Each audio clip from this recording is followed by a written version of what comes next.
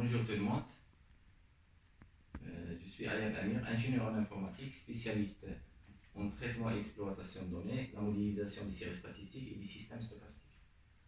À l'occasion de la visioconférence organisée par le centre de recherche CRTA, Centre de recherche en technologie et agroalimentaire à Bijaya, dans le domaine de l'environnement et l'agroalimentaire, j'aimerais bien de participer avec un exposé qui rentre dans le domaine informatique, intitulé Les problèmes de Big Data dans les issues du changement climatique, comme cas d'étude le traitement des bases de données climatiques manquantes.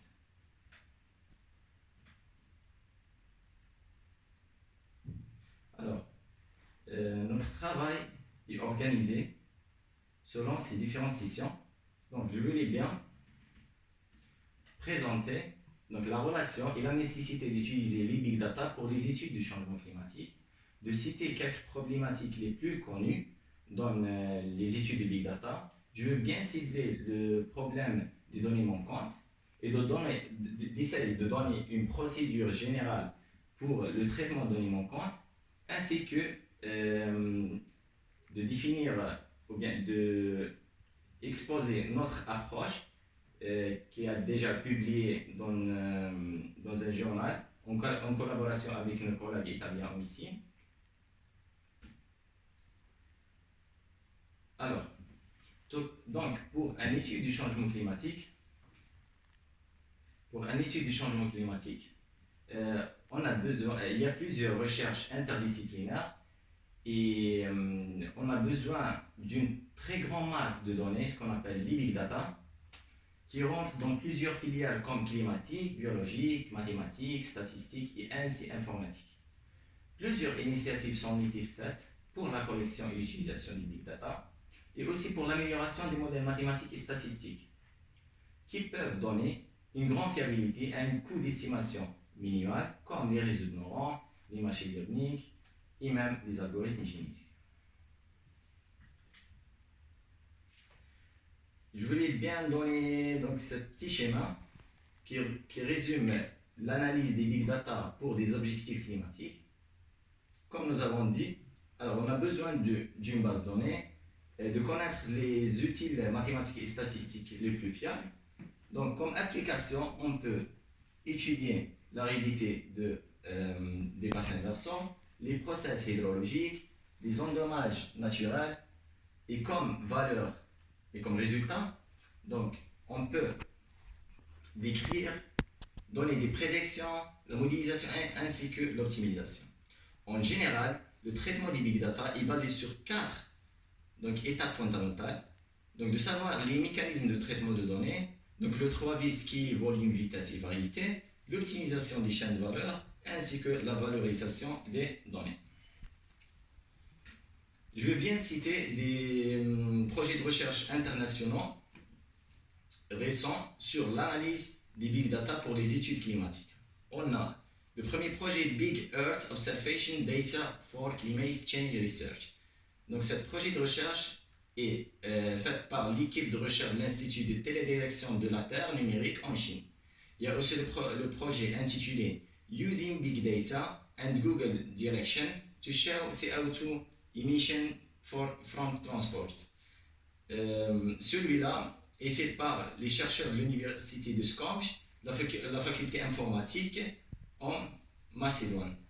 Il y a aussi le troisième projet, Development and Climate Change, et c'est une application analytique systématique de développement climatique pour la quantification des impacts économiques du changement climatique en Afrique du Sud, proposé par l'université en Finlande.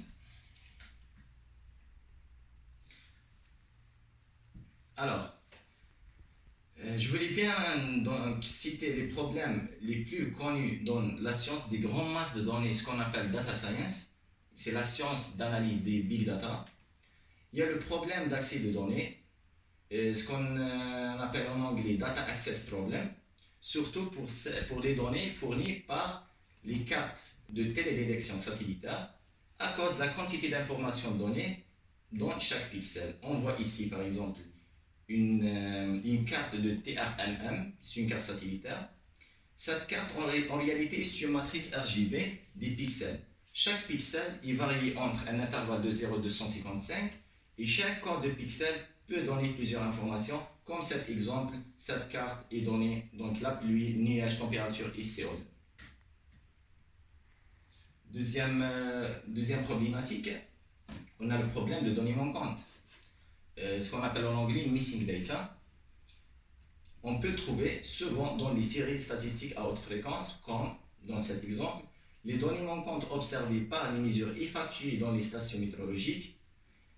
Par exemple, entre l'année 1982 et 2014, les informations fournies par l'ANRH, parmi les 11 680 données, on trouve 12,64% des données manquantes et représentées par un variogramme. Alors, en général, pour traiter les données manquantes, on doit suivre des étapes. En général, il y a 3 étapes fondamentales. Donc, la première étape, l'étude de la distribution de données manquantes, ce qu'on appelle mécanisme des données manquantes. Il existe en général 3 types. Donc, le MCAR, en anglais Missing Completing at Random, lorsque les données manquantes est complètement aléatoire. Le MAR, ça veut dire Missing at Random, lorsqu'il existe une petite partie déterministe dans la série statistique dans laquelle on peut donc procéder à un traitement de données et on peut choisir un bon modèle pour l'estimation des données manquantes. Il y a aussi le NMAR. Donc le NMAR c'est le plus facile à traiter puisque toute la série statistique c'est une série donc déterministe comme les suites géométriques et arithmétiques. Lorsqu'il existe un manque de données, donc c'est facile à trouver un modèle à partir de régression ou bien d'interpolation pour compléter les données. Il y a aussi l'étude de pattern de description de données manquantes. L'étude de pattern est aussi important avant de choisir n'importe quel modèle. En général, il y a 3 types de patterns univariables, comme on voit ici. Donc les données manquantes sont tous sur la même colonne en bas. Il y a monotone, donc on voit monotonie de la distribution de données manquantes. Il y a aussi le file matching. Il y a aussi le pourcentage de données manquantes. Plusieurs études en littérature ont été faites pour trouver de telles méthodes, est meilleure pour tel pourcentage de données manquantes. Par exemple, ce tableau est proposé par Johnson en 2003.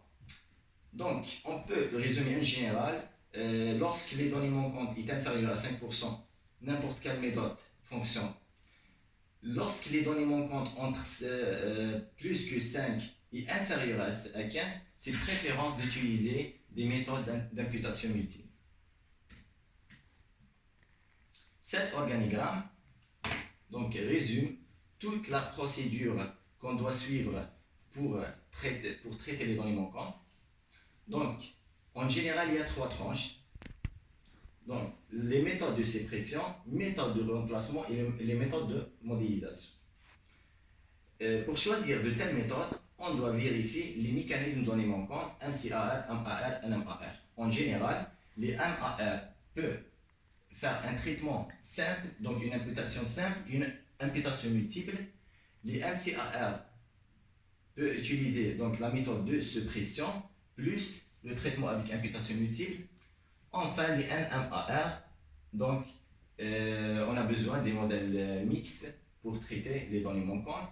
En bas, j'ai cité un ensemble logiciel qui implémente les méthodes d'imputation multiple, comme l'XLStat, c'est un toolbox Excel. Il y a le SPSS, c'est un logiciel.